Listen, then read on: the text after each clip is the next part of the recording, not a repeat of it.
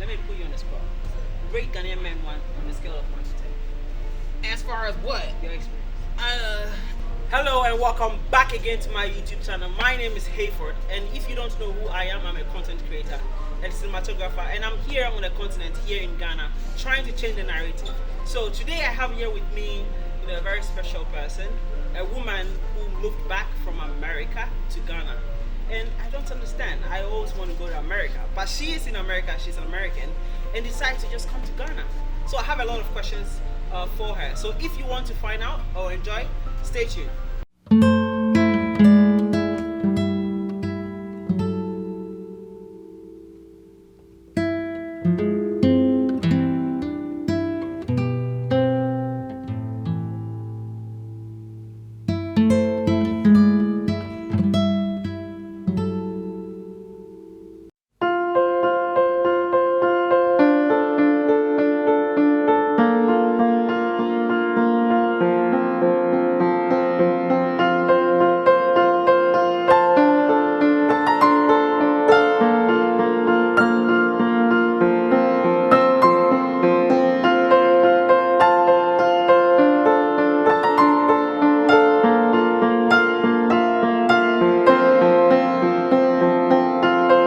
Once again, I have here with me Candid Joel.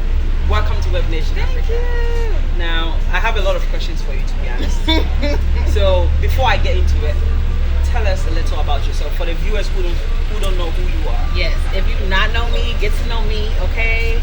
Medine Day, Candid Jewel. I am a content creator and HR strategist here in Accra, Ghana, originally from Washington, D.C. I've been in Ghana for about almost 2 years. It'll be 2 years in September. Yeah. That's just a little bit about me. Hopefully, you ask the right questions and you get to know me a little better. Okay. So I'm going to ask a lot of questions. Don't worry. By the end of this interview, you know a lot, about her. So you decided to move back from America. Yes. Where do you live in America, by the way? So I moved here from Washington, D.C. Okay. So why did you decide to move back to Ghana, and why Ghana? Yeah. There's a lot of, Africa. There are 55 countries here. You need to choose Nigeria, nowhere but Ghana. Why? Yeah, so my story actually begins in March of 2019. I worked for a major airline in the States, and like everybody knows, the airline basically was one of the industries that took a major hit, So they were asking their employees to take a leave from the company, a paid leave, okay? You would keep your flight benefits, you could go wherever you wanted to, and they would pay you, So I knew that was my opportunity to try something else, right? It was going to be my opportunity to, one, protect myself from COVID because I wasn't trying to get COVID. And with me living in DC, it's one of the most expensive cities in the States. So I knew that what they were going to be paying me, I was going to have to find another job. And I didn't want to do that. So I had to go ahead and look outside of the U.S. I actually looked at Jamaica. And I looked at Ghana. Okay. Yeah. Why Jamaica and Ghana? Because I had traveled to both places before, and I knew that when I traveled there as a tourist, I enjoyed myself, and it wasn't very expensive. Like I knew what I was gonna get, so I knew that I could afford to live in both places the waters already. But I didn't know when I was visiting that this would happen. Right. It was just I knew I wasn't gonna go home with my mom and stay with her, and I knew I didn't want to find another job. So this is my opportunity to become an entrepreneur, make my own money, and chill. So before we even get into that, now the first time you visited Ghana, walk me through that feelings. What was running through your head? Because the stereotype out there is crazy of what people think Africa is. Do you also think Africa we live on trees before you first visited, or people told you, oh, what are you going to do in Africa? Why Africa? I definitely got that. You're really moving to Ghana. Like, I got those, negative comments and things. But if you don't know this, maybe you do know this, but my family is Liberian. Both my parents are Liberian. So I never really had, Africa is bad and dirty and poor. I've never had that picture. But I always got the picture from my family that it wasn't safe because people were envious of you, right? That's the only negative impression I got of the country or of the continent, So yeah, but tell us a little about the misconceptions. Okay, yeah. So The first time I came to Ghana was October 2019. So it was during year of return, but it was in October. Okay. With me working for the airlines, I'm able to travel freely. I'm at a very low cost. So I had went to London for their carnival, and somebody mentioned Afro Nation Ghana. And I honestly, Ghana wasn't on my radar, places to go. Never thought about Ghana. I had already been to South Africa. And even going there, I never thought about Ghana. You know what I mean? Wow. But because somebody mentioned Afro Nation Ghana, they were saying, you know, you'll enjoy yourself, you'll like it. I'm like, okay. But I like going to places when there's no events going on, you know? I like to go and see what the country is before Dirty December. Okay. Shebi meka tamua. You want to bamba? You wanna G with the big boys? So you came in December. Before that, October. No, I came October, and after Afro Nation, right? No, I came before Afro Nation. Before Afro Nation. So I came in October 2019, right? And then I came in December. Okay. Yeah. So at what point did you decide to stay in Ghana? After? So I didn't decide to stay in Ghana until I had the opportunity to take a leave from the company. So what is the reality on the ground after you moved there? You know, I guess I didn't mention this, and you can. So one thing I heard, because with me working for the airline in DC, I was surrounded by a lot of Ethiopians and Ghanaians and Senegalese people. So when I told them that I'm moving, you know, to Ghana, they told me that I'm gonna enjoy it, right? Especially because this is their continent, so they already know, you know. But the Ghanaian people were like, "Are you sure you want to move there? Because Ghana is hard." And I'm like, Ghana ain't hard, you know what I mean? It was the impression I got when somebody saying Ghana is hard. I'm thinking like financially it's hard. I didn't know it was going to be a process for me to find an apartment. You know what I mean? It's hard in different ways than I expected it to be. And they weren't clear about that, you know? But like I said, I thought that it was more like, it's going to be hard to make money. It's going to be hard to like navigate. That's what I was thinking, you know? I wasn't thinking like, because I had already been here, you know? But I know it's different. Visiting and living is different. So I wanted to ask you, you've been here, you know, you are doing a lot of things that we'll get into it later. Based on what you've experienced so far, you're here now, does it worth it for you? 1,000%. Leaving your job in America? Oh, no. I ain't left. Okay, but you're here now. I am here. Does it worth it? You've seen what's going on here. Does it worth it being here? Instead of being in America? I definitely feel like that. I feel like I've always been independent and a free spirit. I've moved to a couple different states in the States. But it allowed me to challenge myself, you know, in a different way, especially moving out of the country. I have very limited family here as well. So do you know anyone here before? Sorry. You know what? I do. You did? So I had, you know, it's even, let me tell you this, okay? Yeah. So in high school, I was in a program, like a college prep program. So during the summer, instead of going to summer school, I would go to college summer school, right? And each summer, they would teach you another language. And one of the language was Tree. Ain't that crazy? So it's like everything's coming back full circle. China. Don't ask me nothing else. It's the same.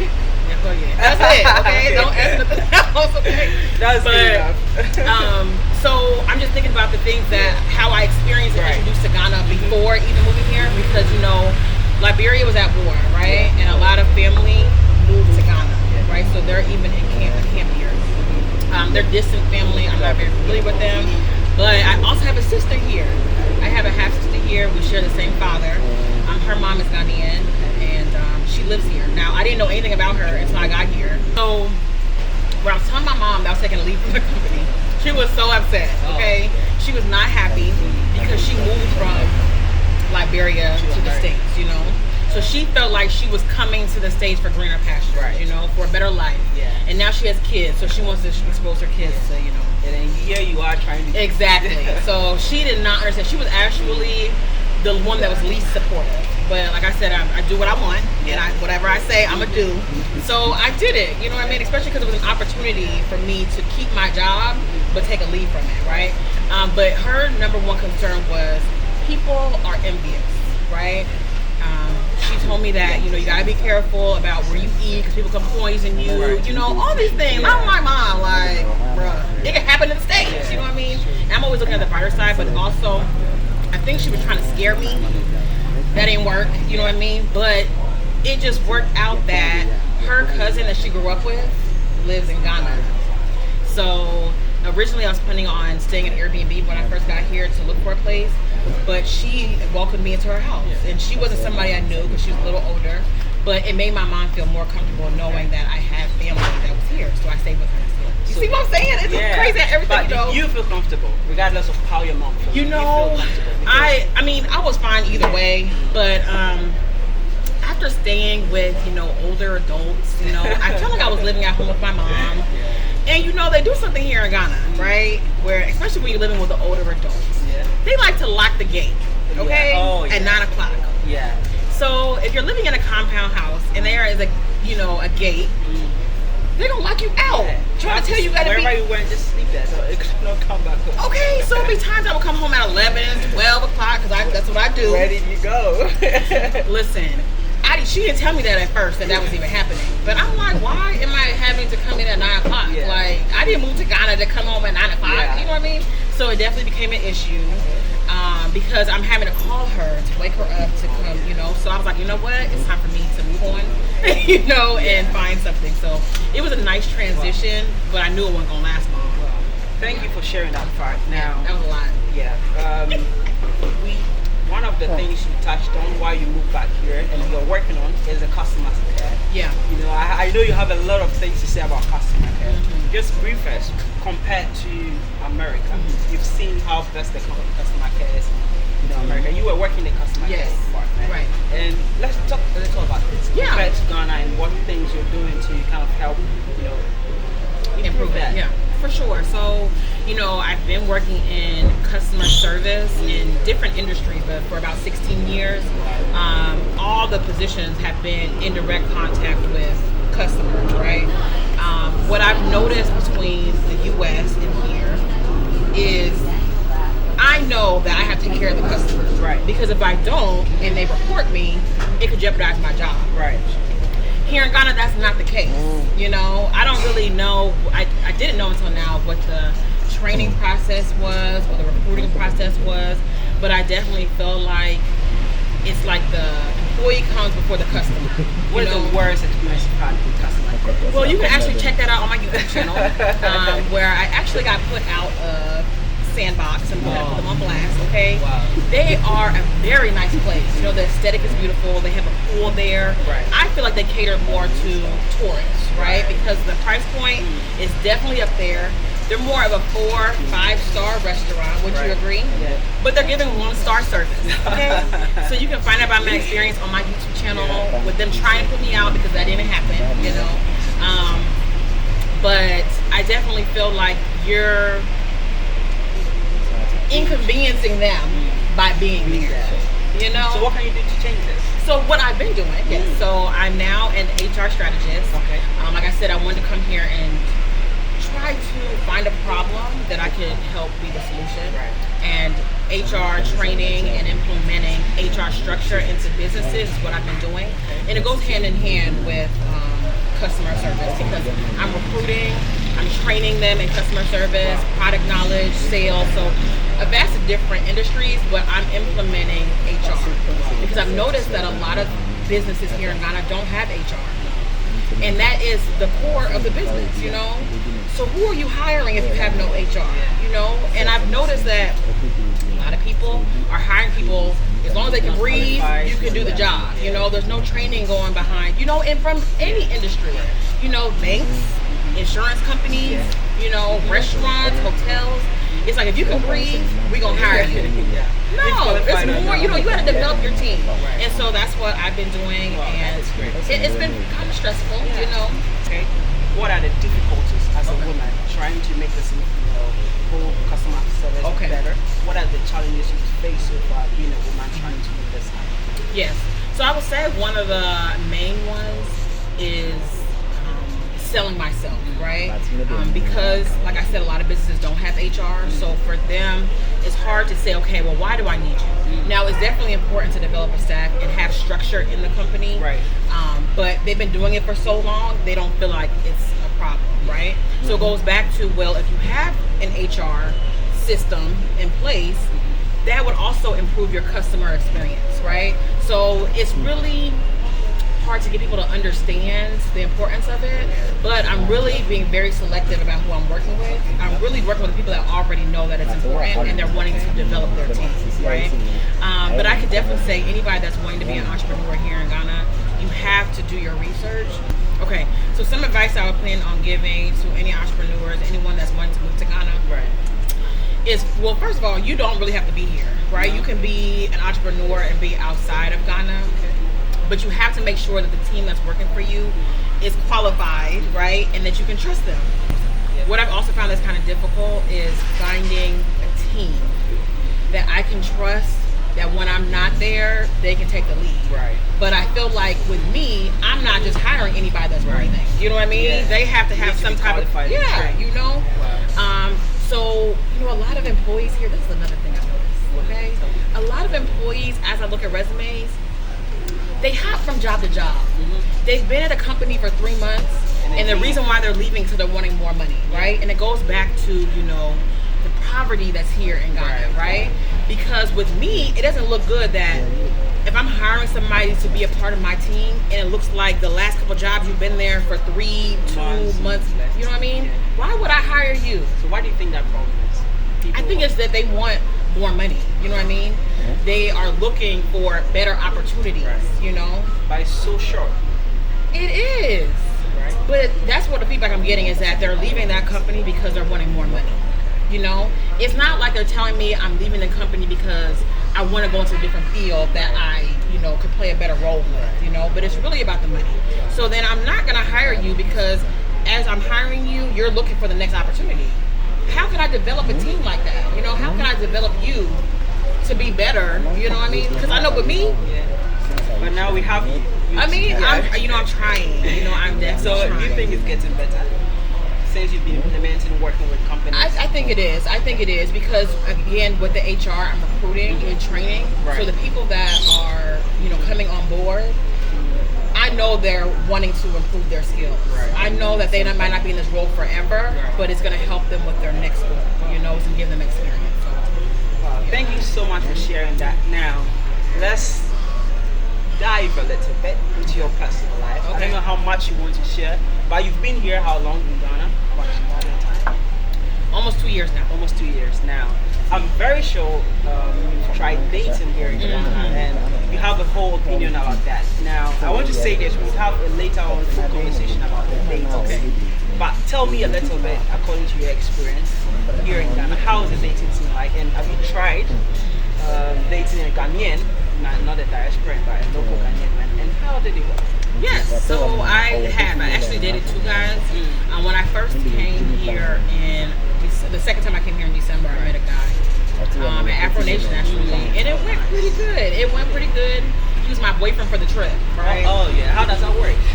So when I left is when I kind of like, you know, out of mind, out of sight. If you're not with the person all the time, you kind of like, you know? And it wasn't like I was looking for a boyfriend. It just kind of happened that he was like the one I was spending most of my time with when I was here. So yeah, so the guy that I actually was dating, short term, I kind of fell off, one because he wasn't around and we weren't talking as much, but I also feel like he put a lot of pressure on me to meet his family. He was giving family members my number to call me. It was just too much, you know? It was just too much. Caring. Huh? Yeah. Like in Ghana, if a man takes you to a sparing, that is very serious and shows kind of respect. But that's not my culture. Okay. So how do you feel? I think it was too fast, too much too fast, right? When I meet somebody's family, it's like, hey, how you doing? You know, I'm getting to know your son. Like that's how I was taking it. You know what I mean? But she always talking about when y'all gonna get married. I just met your son 2 weeks ago. That's a typical Ghanaian. You know, it was just too much. You know, and it could be looked at as very creepy. You know what I mean? Like coming from America. Right. It can also look like you're looking for an opportunity. Right. You're trying. That's what I want to talk to you about. Have you experienced that where Ghanaian men try to, you know, your American woman Brony was scared and you have money and then do you ever face anything where people wanted to take advantage of men here in Ghana wanted to take advantage of you? The fact maybe that you're not American for the passport, whatever. Yeah, I think not as forthcoming with it, like saying, hey, I will take you to the States, something like that. But actions like that where you're trying to force a marriage, you know what I mean? Or, you know, force yourself to fall in love with me, it could definitely give me the perception, okay, Is he serious? You know what I mean? But what I've learned to do is I'm very forthcoming with the people I date that I'm in Ghana, okay? We in Ghana, okay? We are gonna build Ghana together. So if you plan on going to the States, I ain't the chalet for you, okay? I like that. Because if you don't, then they might have the idea. Because, you know, a lot of people, when they see me, they think I'm a tourist, right? They think that I don't live here, I'm going back, you know. So some people can feel like I look like an opportunity. Right. But once they know that I live here and that's what it is, they either fall back or they're more interested because I'm also trying to learn their culture, you know what I mean, and get comfortable. So, but nobody's ever been bold enough to tell me they want me for a passport because that's not happening. You've experienced it as you said right now. Would you advise anyone trying to date a Ghanaian? I definitely would. I definitely love African men, Ghanaian men. I mean, I'm in Ghana, but there's other people here too. Right. I think that it is a process, right? Anybody that's wanting to date a Ghanaian man, it's a process. You know, it takes time. You also have to let them know to slow down. You know, like we can have the let's court, let's date, let's get to know each other before we talk about marriage. You know, it's a process to it. And I think that as long as you're honest, it can definitely be a beautiful thing. But that's my number one thing. You know, you just gotta know how to handle it. You know, and then you also, you know, with me, I'm very direct, right? And so when I say these things like chill out, you know, they can get offended, you know, but that's how I talk. And you do need to chill out, you know? It's a little too fast, too soon, you know? But it's definitely possible. There are definitely be challenges, especially when it comes to culture, I've noticed. But yeah, it's you can date whoever you want to. Let me put you on the spot.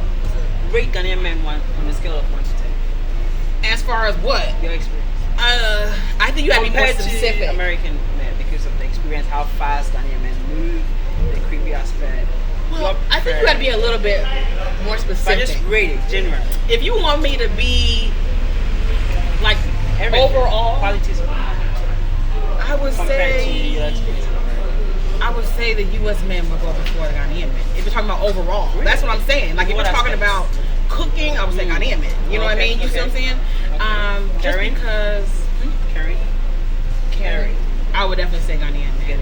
Yeah. That's what I wanted to say. But, I wanted to get some points. Yeah, right. But if you want to talk about finances, I would say American men. Because of the economy. Exactly. So that's what I'm saying. We got to be really specific. Overall, I would say American men, just because I also am familiar with, you know, we're familiar with each other, you know. It can be very difficult dealing with a Ghanaian man or dating a Ghanaian man because culture is very important to you all, you know. Domestic roles are also very important, you know. So that's what I'm saying. Cooking and exactly. If you're not that type of person, you would say an African American guy because it might not be as important. You know what I mean? So that's what I'm saying. I can't even generalize at all. You know, it's, you know, everybody has their challenges, you know. So yeah. Well, thank you for sharing that part. Yeah. Now, if you have the chance to change something on the continent, you talked about things like that. You can be part of it. What are some three things you can contribute to change on the continent? I definitely feel like there needs to be other ways for people to develop their skills, right? For instance, you mentioned in our video about having to go and get education elsewhere because the school that you wanted, that's a top school, right? Wasn't available to you, right? But I think if there was, and maybe there is, a school specifically catering to video creation and editing, you see what I'm saying? Yeah. If that, I feel like you would stay here, right? Right. Because it's more of a specialized skill. I think having other options other than going to university to learn a skill would definitely help people get that experience that they need. Would you agree? I agree. Are there schools like that? They have vocational schools. Okay, they do have vocational schools. But it's more practical only in vocational schools. But mostly the university is very theoretical. Yeah, so you learn everything. You learn everything. Yeah, but I've noticed that, you know, it's hard for people to afford school. Yeah. So some type of financial aid or scholarships for these schools definitely needs to be, you know, looked at, right? I also feel like I don't really understand why we out of power. Like, why are there so many power outages? So it's an African problem. And I feel like it shouldn't be, because especially right now where the world is trying to go green, right? Yeah. They have solar panels. Yes. You know, Ghana has sun 99.9% of the time. You know, so that can be a business idea for. Definitely can be a business idea. You know, even with these street lights not having lights, you know, that's very hazardous. You could be in a car accident, and who's gonna really care? You know, and I just don't know why we're not using solar systems, like solar power. You know, things like that. I'm just like, y'all have sun. You know, it should never be no power. But maybe there's more to it than I think. But I feel like there should be, you know, other suggestions that maybe not looking at. You know, I also see a lot of people begging as well. At Accra Mall, that area? In general, on the road, you know, kids come into the car, you know, older adults come into the car, or guys that clean the windshield. So what can you do to change that if you had power? I mean, I don't, like I said, I haven't done much research in those fields, but I don't know if there is. Mostly have refugees and people coming from nearby countries. But are there like facilities for them to like sleep? They do have camps. They have camps, okay. But that is on a larger scale politically, that is being solved as of now. But yeah, let's just narrow it down. You've shared a lot about moving back and everything. Yeah. What do you like about Ghana so far? So I like the slow pace of it. I'm able to breathe and relax on my own time, especially with me doing my own business. I'm able to, you know, work from the beach, work from a cafe whenever I want to, make my own schedule. I feel like when I'm in the States, everything is so fast-paced, you know what I mean? Here, even though it takes 3 hours for things to happen, you know what I mean? That. And how laid back? I'm enjoying the laid backness, but I don't like the dishonesty, you know what I mean? Like, if it's gonna take you 2 hours to get there, say that. I don't want to be waiting for you for 2 hours, you know? But I do like I don't have to rush, you know? It's gonna get done, you know? So yeah. Okay, so now I'm very sure you've tried any local food here. Yes, of course. What is your favorite food so far? So I have a couple, okay? I feel like, you know, I'm not Ghanaian, but I'm Ewe, I'm God, okay? Yeah, everything. I'm everything, okay?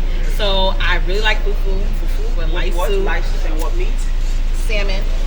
Okay, salmon. But that's also because I ate fufu when I was growing up. My mom, she cooked African food, you know? But I like kenke, okay? I like kenke. You know how to say kenke? No, I say dokono.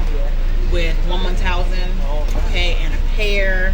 And I actually crush my own pepper because the pepper here is off the chain, okay? So those are my two favorites, but I do like palava sauce or kontomire with yam. So have you tried cooking any of that? Only thing I've ever tried to cook was banku.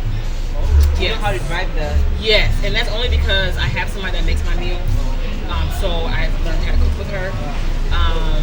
But yeah, garden egg stew, I eat, okay? I've definitely been eating and I've been enjoying it as well. Yeah, so that's a lot. You've shared a lot with me, and I think most people watching have learned a lot about you. Now, you are a content creator, you are a YouTuber. So tell the people out there what they can do to, you know, subscribe. Yes. Okay, so go ahead and follow me at Candid Jewel. I also host tours here in Ghana. So if you enjoy a good time, definitely go over to my channel, subscribe there. I tell you exactly how it is about life in Ghana if you're interested in moving. I'm very candid and honest. And I probably say things that make some Ghanaians upset, but it's facts, okay? I don't lie about nothing, okay? So definitely go over there at Candid Jewel. All right, so thank you so much for coming and talking to me. I really appreciate it. All right, so guys, please remember to subscribe to her YouTube channel. And yeah, get more insider information about living in Ghana, how much it costs and so forth. Now, if it's your first time here, please remember to subscribe, like, and share to your friends and family. And yes, once again, thank you very much for watching and have a good day.